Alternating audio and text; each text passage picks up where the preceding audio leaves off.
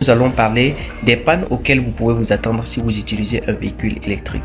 Il faut savoir que le véhicule électrique par architecture est conçu avec beaucoup moins de composantes que les véhicules thermiques que vous connaissez, notamment les véhicules essence et diesel, ce qui conduit naturellement à beaucoup moins de maintenance et de réparation de pièces défaillantes sur ce type de véhicule, ce qui va conduire par exemple à contrôler parfois le niveau de la batterie, c'est-à-dire l'état de santé de la batterie, s'assurer de pouvoir faire des recharges avec un courant stable et normal pour ne pas avoir de problèmes au niveau du circuit de charge et aussi de la batterie, parce que la batterie est constituée de plusieurs cellules et si vous avez une des cellules défaillante, ça peut avoir des répercussions sur le niveau de fonctionnement de tout le véhicule, c'est-à-dire en l'occurrence la batterie thermique. Mais ce qui est peu probable sur l'équipement, que ce soit la batterie ou le moteur électrique, sauf si vous achetez par exemple un véhicule électrique d'occasion. Pour les véhicules neufs, généralement ce type de problème là ne pourrait intervenir qu'après 5 ou 8 ans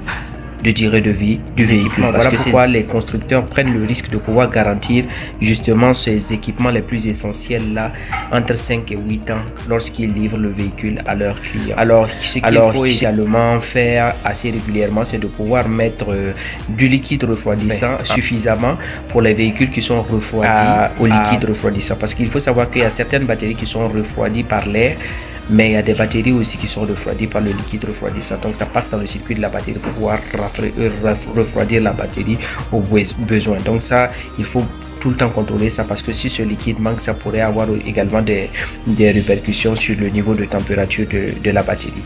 Il y a ce qu'on appelle aussi le BMS. BMS, c'est le Battery Management System.